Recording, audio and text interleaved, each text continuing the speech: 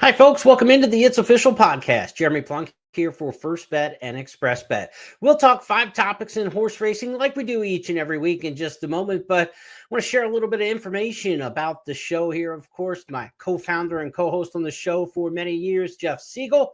Got a surprise phone call from Jeff yesterday. He's doing as well as can be expected in Southern California. It was great to hear his voice for the first time in a little over a month for me, and keep sending those good thoughts and prayers to Mr. Siegel. It was good and uplifting for me, and I think for him as well, to chat. We talked a little bit about horses, maybe his comeback that he's hoping to make in the fall. So all systems positive for Mr. Siegel. Let's keep those good vibes and good thoughts in your prayers in his corner. Certainly would love to see him back on the podcast.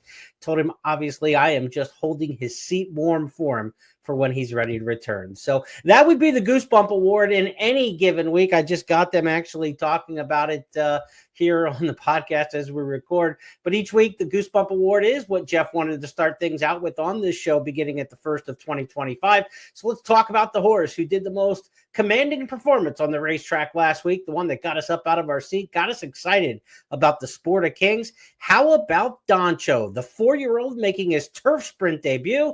Not only did he run well and win at Ellis Park, he set a world record. So at the top of the lane, it still is Doncho as the lead, and Mustache is in a perfect spot. Can he come and get Doncho? Doncho is brave with the lead. Mustache is second to Bob, has room now, but he has a lot of ground to make up on Doncho, who keeps on going at a big number. Doncho's 11-1, and he goes all the way. The Bob is into second. 5.5 furlongs on the turf and 59.75 by 5 hundredths of a second faster than what we saw in the world record set last year by Cogburn on the turf at Saratoga. So a new world record, 5.5 on the turf, 59.75 for the 4-year-old Michelle Lovell trainee. This gelding started off his career winning his first 2 and looked like he could be anything in the winter of 2024. Went on the bench then for 10 months. This was his 3rd start off the layoff, and this was the promise that he showed in winning 3 of his first 4 career starts. Maybe the second half of the year will be about Doncho, and we can keep this horse fit and sound. He's a gelding now, so he could run on for quite some time. Very exciting prospect. The one thing about Ellis Park is if there is a turf course that a dirt horse is going to take to anywhere in America, it is Ellis Park. I think it really plays kindly to short crop pool table type turf course. Plays really well to dirt speed. Sam Houston, similar if you've ever bet the races down there in Houston. So Doncho's got to prove it probably on a little bit longer turf course, more true turf course. Will he be that good of a turf sprinter, say at Keeneland or at Churchill? Maybe we'll find out in the fall. Certainly the Keeneland Fall Meet, plenty of chances to run big time races. You got, races like the Shakertown, the Woodford at Keeneland during those meets, getting primed. I don't know about a Breeders' Cup turf sprint prospect, but Del Mar is a very short crop turf course as well. Only 5/8 of a mile for the Breeders' Cup turf sprint. Maybe Doncho has thrown his hat in the ring. I know this, though. He may not be a Breeders' Cup turf sprinter, but he's certainly this week's Goosebump Award winner. Great performance there.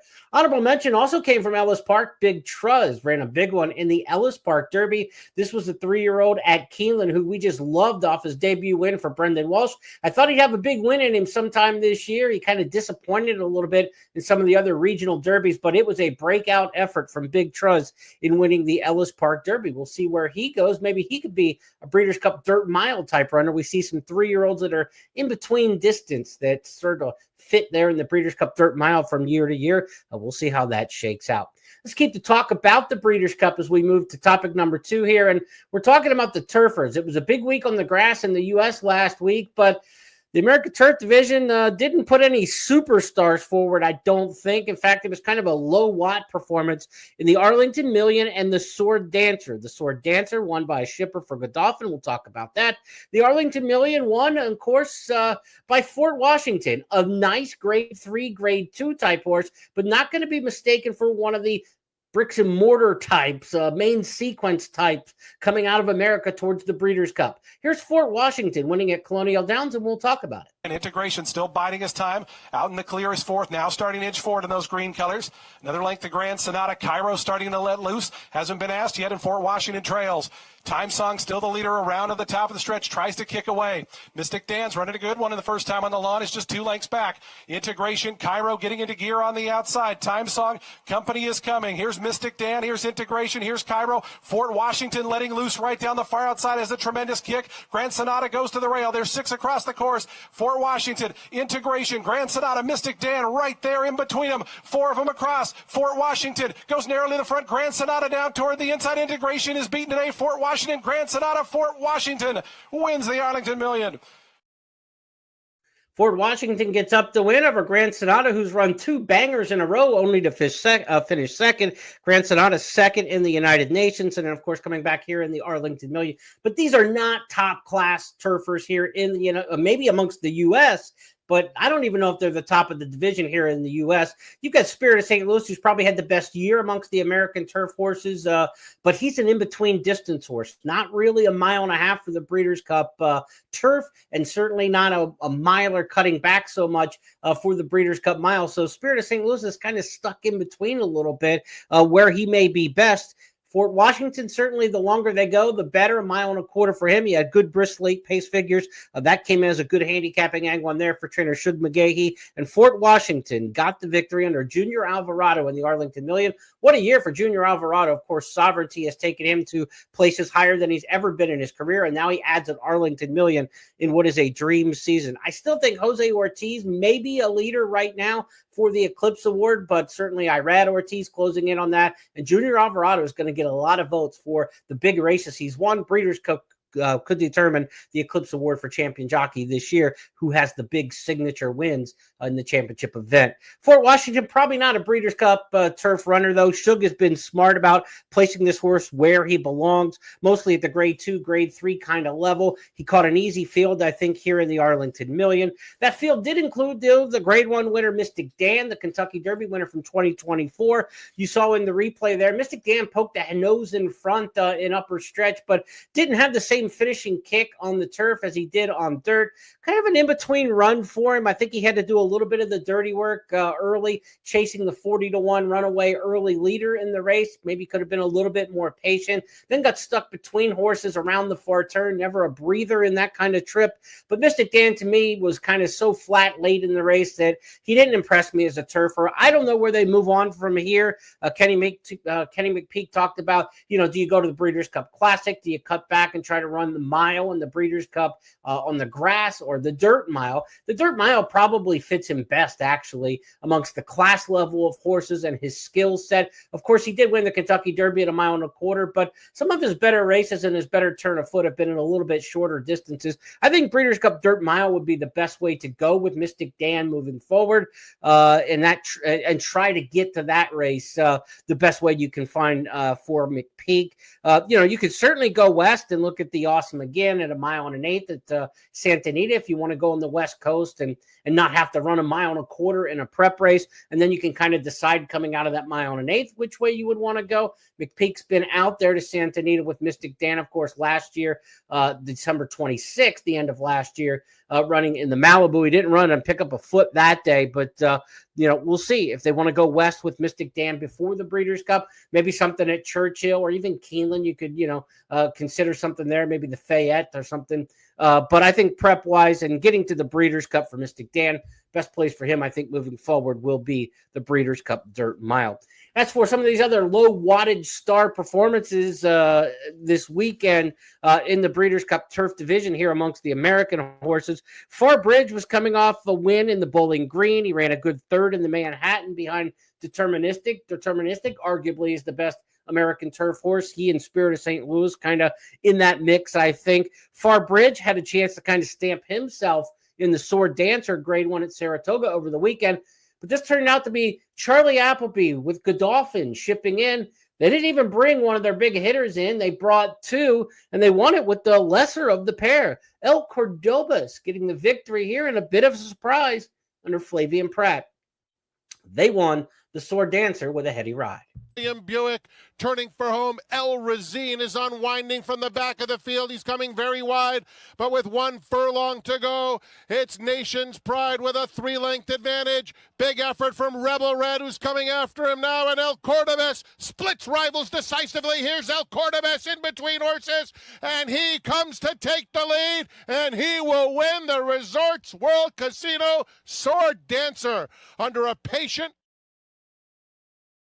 Gets the victory. You saw it in the white cap. That's how you know when you look at the Godolphin runners, which one's the A horse and which one's the B. The A horse is going to be in the all blue, the royal blue colors. The lesser horses are going to get the different caps. And you got the white cap there on El Cordobés. And of course, William T. Buick, the jockey on Nation's Pride, coming over to ride that one and not riding a horse he had been the regular rider for in El Cordobés. So they got a jockey change to Flavian Pratt, but it was certainly a sign that they thought Nation's Pride was their stronger of the two. Will El Cordobés be a horse that we see towards Del Mar and the Breeders' Cup Turf? Would make some sense coming out of this 1.5-mile race. We'll see. Godolphin obviously has a big hand to play in the Breeders' Cup Turf division each and every year. But the Americans, when we talk about it for the Breeders' Cup Turf, they're really not in the discussion this year.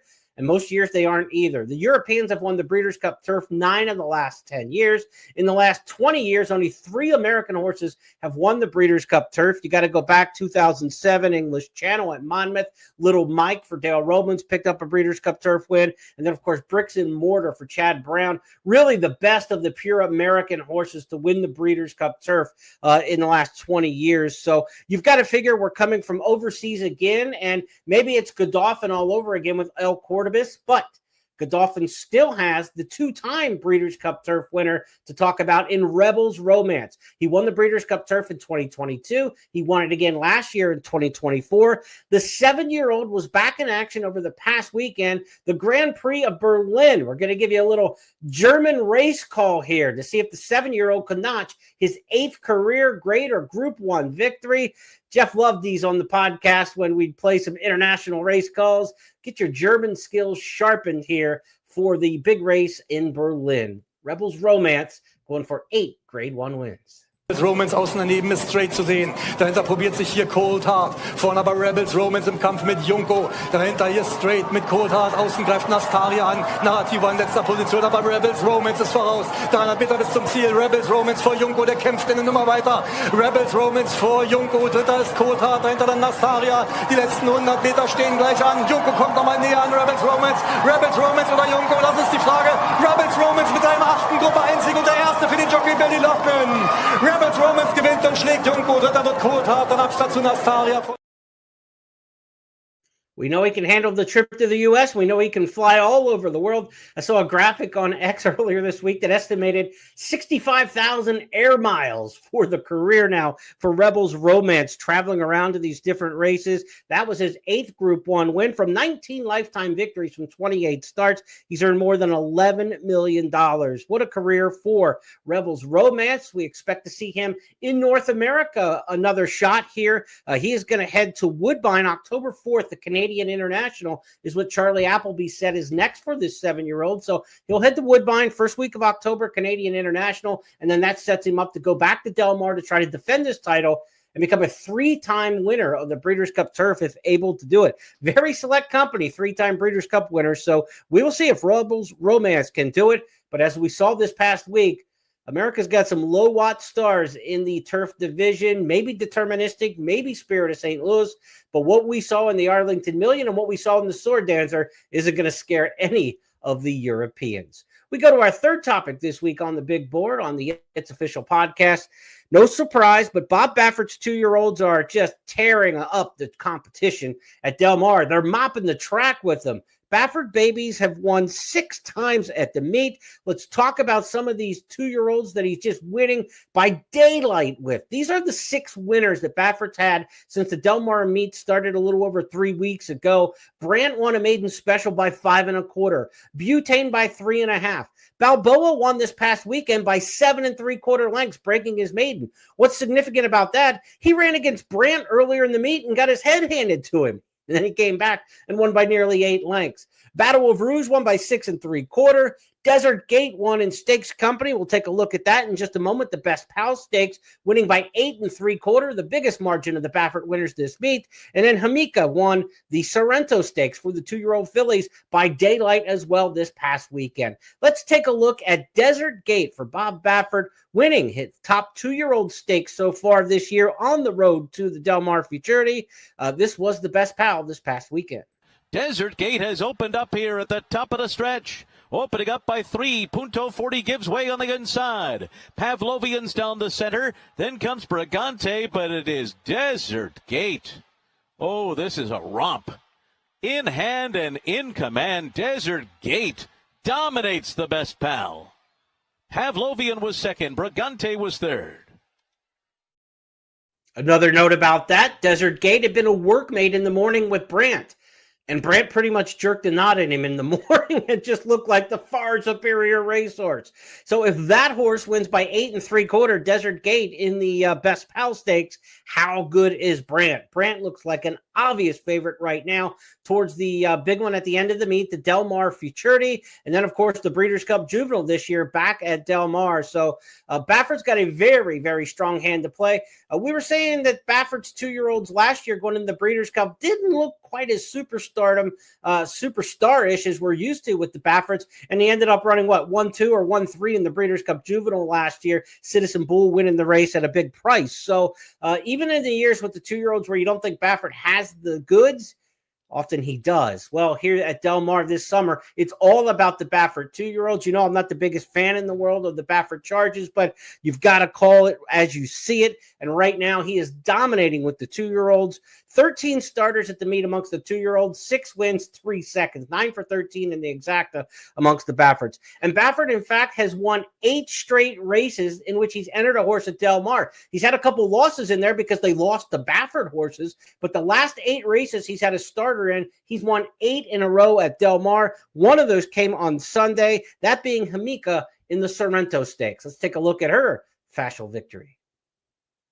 As the lead as they come toward the top of the stretch from Thank You India. Stuffy Mist comes wide for the stretch drive. My Cat and Mow Him Down into the stretch, and Hamika comes to the 8th pole, and now her lead is up to 3. Into second is Mow Him Down. Then Thank You India to the outside. Juan Hernandez and Hamika will win the Sorrento. They're coming down to the wire, geared down by 5. Mow Him Down second, and then Thank You India and My Cat. Easy victory in the Sorrento. We'll see if the Bafferts keep that roll going. He's got an $800,000 purchase entered for maiden claiming 20 when Del Mar resumes the racing card on Thursday. We'll see if that victory gets him a 9th straight at the meet race that Baffert has entered.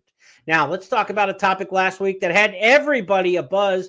The final race on the card Saturday at Saratoga. When it was post time, they were at the gate, but where exactly was the gate for that turf finale? Expected to go at 1 1/8 miles, but the gate crew set the gate at the 1 16 starting point, and therefore the race, no one picked it up ahead of time. The stewards didn't intervene, and the race ran at 1 16 miles. Controversially, the winner was on the front end. One of the closers came up a little bit short in third in rallying. And after David Grenning of the Racing Forum, whom I believe is the first to point this out publicly, the race had already gone official before they were notified that the race wasn't run at the proper distance. So the stewards made the race official. Nobody paid attention to the distance loading or through the course of the race or in the payout stage and making the race official in adjudicating it. Therefore, the results stood. The prices stood. There were no refunds.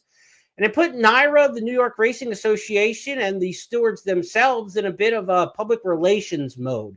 On Sunday, they got together and put out this statement on X. I'm going to play it in full so you can watch it. This is the explanation. Andy Serling from the Fox crew and the New York Racing Association with Andrew Offerman, one of the VP of operations for NYRA, high-level executive in the NYRA racing team. He's on the set with them. And then a couple of the stewards who were a part of the decision. 3 stewards work the booth. If you're not familiar with horse racing, they're like the referees or the judges in boxing or in gymnastics. Their job is to make sure that everything goes off smoothly. Everything is to the rules that apply to the race, that the race is run cleanly and fairly. And one of their responsibilities, obviously, is that the race is run at the right distance. Here's their explanation. We'll play it in full, and then we'll come back and talk about the incident more.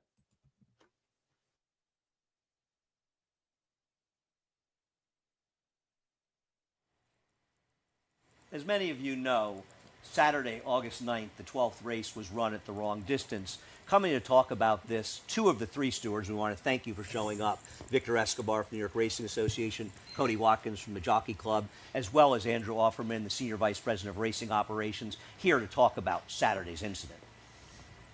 Thank you, Andy. As you stated, at the 12th race yesterday, the gate was placed in the incorrect place for the last race.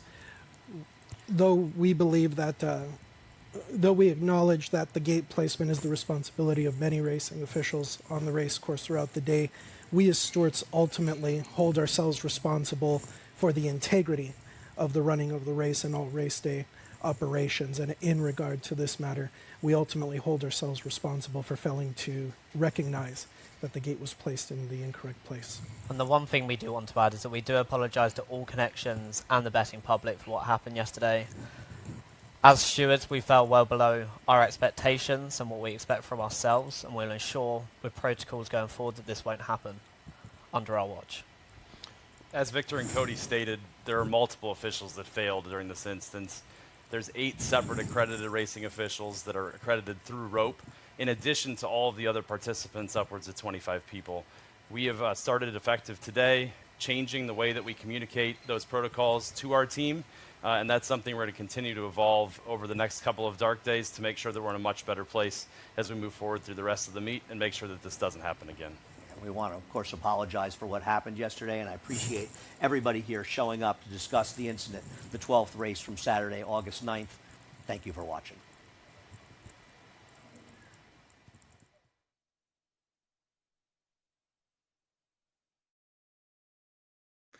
Kind of an odd video, obviously.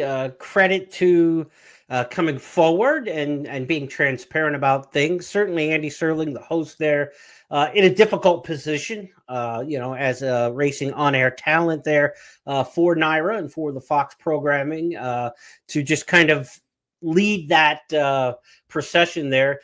I personally would have liked to see a news reporter and a little bit of talking involved, a little back and forth and questioning, but it was more of a statement, right? More of a release statement, had kind of a hostage video feel to it, right? I mean, you kind of watch them kind of stare into the camera and think about what they were saying as much as, just speaking off the riff and trying to explain more in detail where the pitfalls were. There were no announcements of where the pitfalls were. Human error, more than 25 people involved in the process. Very generic in the explanation. As racing fans, I think we obviously know, and as they had mentioned in there, we deserve better than that. In that particular race, there was almost $1 million in the win play show pool, $993,000. I count up $2.4 million in wagers that could legitimately have been refunded had that race been declared a no contest, which it should have been. In my estimation, there's no way that you can gamble on a race at 1 mile and a 16th or 1 mile and an 1/8, and then the race only run 1 mile and a 16th and consider that in any way, shape, or form fair. A 16th of a mile is 110 yards in distance, give or take the placement of the starting gate for run-up times to the teletimer. This race was at least probably 100 yards shorter than it should have been. I mean, that is a catastrophic, cavernous distance between what was expected and what was run. Not off by a few feet, but by 100 yards. In this instance, I think $2.4 million in wagers should have and could have been refunded. I think the problem was they went official with it before anybody noticed it was the wrong distance, and you've already started paying out people. So kind of the horse is out of the barn, literally and figuratively in that sense, and then they're kind of in damage and spin control. Might they come back sometime here in the next few days and announce some sort of seeded pool to make up for their mistakes, and as a good gesture back towards the betting public? Perhaps they've done that before with some incidents, but this to me, and that would be NYRA seeding the pool, but this goes beyond just the New York Racing Association. You've got stewards who represent various organizations. There are 3 stewards in the booth at racetracks around the country to get a difference in opinion, to get a good debate, and also representation. The 3 stewards in the NYRA Racing Circus, that Saratoga racing circuit, I call it circus, but that might have been a Freudian slip. Braulio Bezia was the steward who was not involved in that video. And I thought it was kind of interesting how Andy Serling thanked them a couple times for showing up, almost feeling a little bit like someone else didn't show up. Braulio Bezia is the veteran of the staff. The years next to the names, he represents the New York Gaming Commission, the state steward for the state of New York. He's been a steward in New York since 2005. Victor Escobar, who spoke first there, formerly a steward in Oklahoma, in New Mexico, in Arizona, just came to NYRA last year in 2024. This is his second year of being a steward in the state of New York. He is the NYRA steward, the New York Racing Association. So he's the one appointed by the track. Baeza was a track representative for many years, and then in recent years became the state representative for the New York Gaming Commission. Cody Watkins, the younger English gentleman that you saw in the video, is a rookie this year. This is his first year as a steward. He's appointed by the Jockey Club, which kind of oversees a lot in American horse racing, from the breed standard to the breed registry and a lot of the, some of the rulings and things like that. The Jockey Club has a big say as a political organization in racing. They are represented with one of the stewards. Now, from what I read, Cody Watkins, 26 years old, from England, in his first year here in the United States, part of a trade program between the Jockey Club in the U.S. and the Jockey Club in the U.K., I have some questions there. Not just his age at 26, which, I've been in the industry longer than both Escobar and Watkins have been born. That is a little concerning to be at this level at Saratoga. Certainly nothing against young people who are exceptional and do a great job and work their way up through and get promoted. Escobar worked at some of the smaller circuits around the U.S. We have seen Watkins was over in the U.K. So it's not like your first job scenario. But when you get to Saratoga, when you get to the New York Racing Association, you get to Kentucky racing, and you're adjudicating races at Churchill Downs, the Kentucky Derby, of these big races. We're talking, this was the same crew that adjudicated the final jewel in the Triple Crown, the Belmont Stakes, and they'll adjudicate the Travers Stakes on Saturday. To me, at that level, when you've got a 3-person team that has a rookie and a second-year person, a part of the crew, that would be like the NBA Finals with multiple officials and go in an extremely young group and not your best and veteran officials.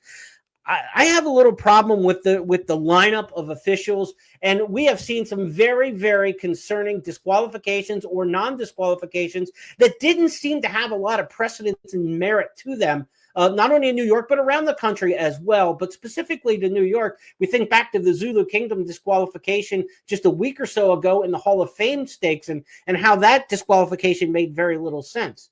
Think about the crew. Rookie, second-year person, you're looking for consistency. You don't have it in that crew. And the other person's been a veteran, Baeza has been a veteran of over 20 years. But it's not like you've got 3 peers who have been working together for a long time and making decisions that would be consistent. This would be like getting 3 different home plate umpires on 3 different nights, which you do in Major League Baseball. The strike zone moves, right? And those are the debatable calls. But there shouldn't be any out-safe calls that have anything to do with, judgment. And this is a judgment game here in horse racing when it talks about, making proper decisions and calls. Now, what happened with the starting gate, though, position is not a judgment situation. It is a lack of effort.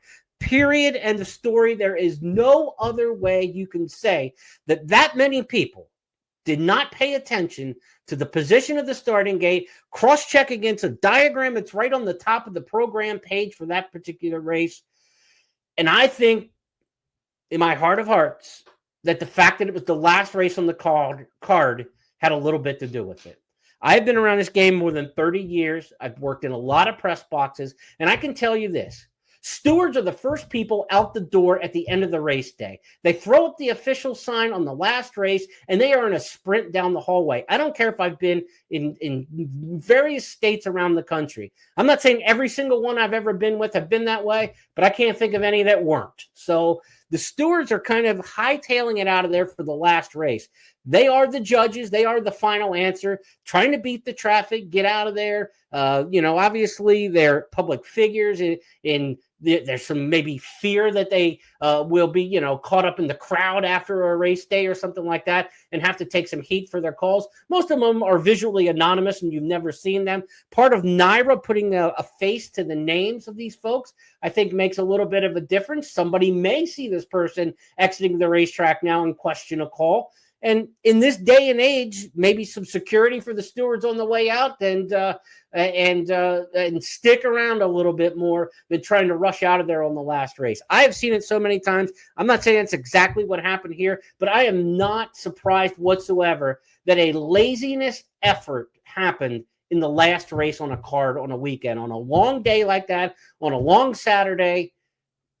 It's not a shock that it happened in that particular race. So I will leave it at that. I think they've got to do a lot more than just seed a pool with $100,000. Again, $2.4 million could have been refunded. The multi-race wagers going into the last race on the card, by rules from the New York Racing Commission, all of those wagers would have been paid out with an all. So if you had a pick 3, all would have been the payout in the last leg if that race was declared a no contest, as I think it should have been. So all of those would have been covered. There would have been no money lost from the racetrack. You would have just paid out, and instead of getting a 4 of 5 payout, it'd be 5 of 5. You would get all in the last race, and so the payoffs would all be lower, but would be paid pari-mutually, and there'd be no net loss in that situation. All the winners would be paid out. They'd all just be paid out a little bit less because there'd be a lot of folks with all in that last leg. That goes for the pick 3, the pick 4, the pick 5, the pick 6. A daily double wager going to that last race, when a second race of a daily double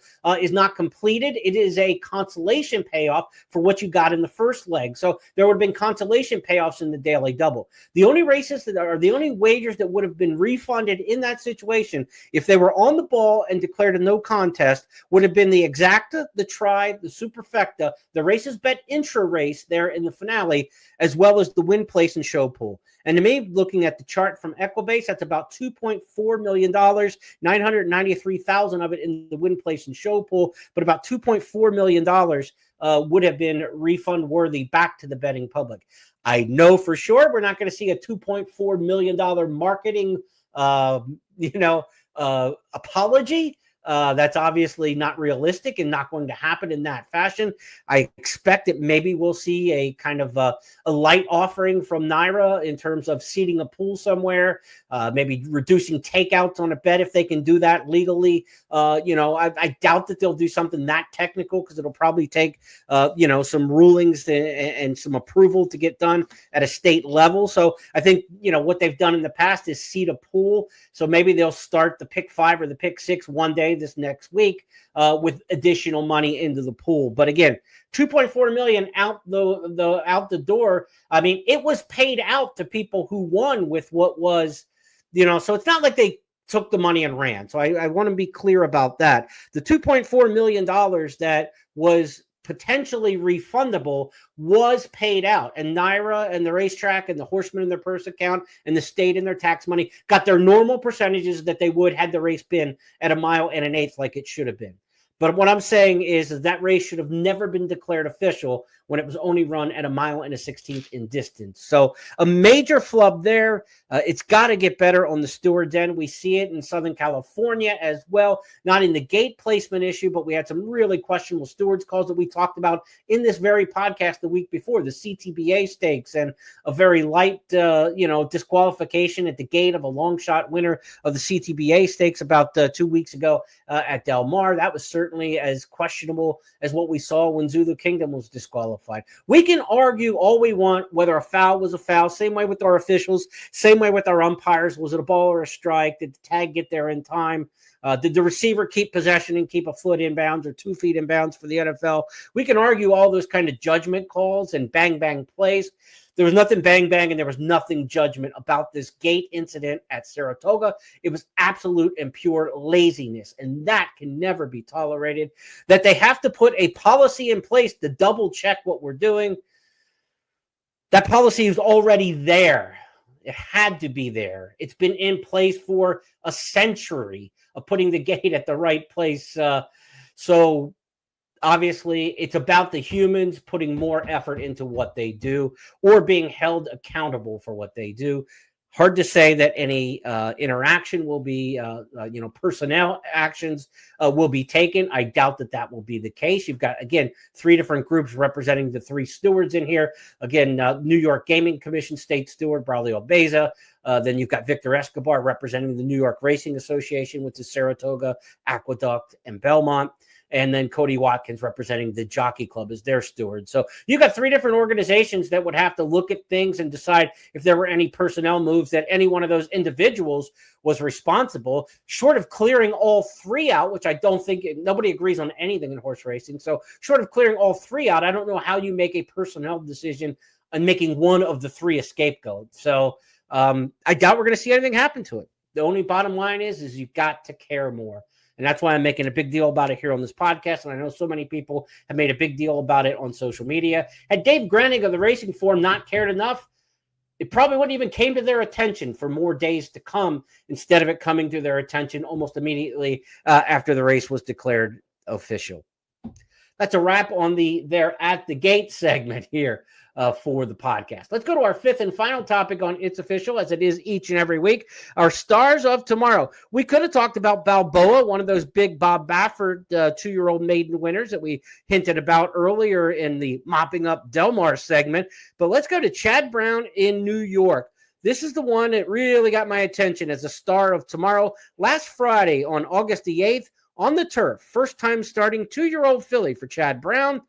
Could be next in his major line of Star Turf fillies. Watch this finish in here from Deep Learning. They're at the top of the stretch. Beach Ballad shifts in a touch. Fraudster up alongside. And Deep Learning is now kicking in with class. Here's Deep Learning on the outside, coming swiftly to inhale the top pair. And what a promising debut for Deep Learning, who strolls in by almost 4 lengths. Impressive debut under Flavian Pratt, winning by 3 1/4 lengths. 589 the split for the final 16th. Absolutely flying. Went about 23 flat the 4th quarter there. This is a 2-year-old filly with a big future. You think of Lady Eli, Newspaper of Record, Rushing Fall, some of these great 2-year-old fillies that Chad Brown's had his hands on. Maybe this is the next one. Daughter of Cairo Prince, our star of tomorrow, Deep Learning. Now, let's take a look at our topics in review this week on It's Official. We started things out with our Goosebump Award. That went to Doncho in a world record performance. First time turf sprinting, 5.5 on the turf, and 59.75 at Ellis Park. Doncho, this week's Goosebump Award winner. Our turf division's low wattage stars came out of the Arlington Million and the Sword Dancer. The Americans just don't seem to have it this year on the turf, but Rebels Romance, we got to see him win in Germany, his 4th Group 1 win in Germany, his 8th Group 1 win overall in winning the Grand Prix of Berlin. Big effort from Rebels Romance. Hopefully we'll see him back in the Breeders' Cup trying to win for a 3rd time in the turf division. Bob Baffert's just mopping up the competition at Del Mar with his 2-year-olds. 6 wins at the meet, including the couple stakes wins this past weekend. The Best Pal to Desert Gate, the Sorrento Stakes to Hamika, and Bob Baffert has now won 8 races in a row at Del Mar, going for 9 when racing resumes there on Thursday. They're at the gate. We went in depth talking about the situation at the starting gate at Saratoga with the final race on Saturday, what happened, why it happened, and what might have been behind it, and what they might do moving forward. And finally, our star of tomorrow, Deep Learning for trainer Chad Brown. Impressive 2-year-old filly rallying to win on the turf last Friday, August the 8th. Those 5 topics are now official because Jeff Siegel and I say so. That's how we play the game. We'll re-rack it with 5 new topics next week on the Tuesday podcast. But between now and then, be sure to join Scott Shapiro, our guest handicapper on the First Call podcast. He and I will reconvene on Friday to handicap 8 stakes races coming up for this weekend. Great racing around the country. Saratoga and Del Mar stay in the spotlight. And we're just 2 weeks out from the Travers Stakes now, so a really hot time of summer. We'll talk to you on Friday.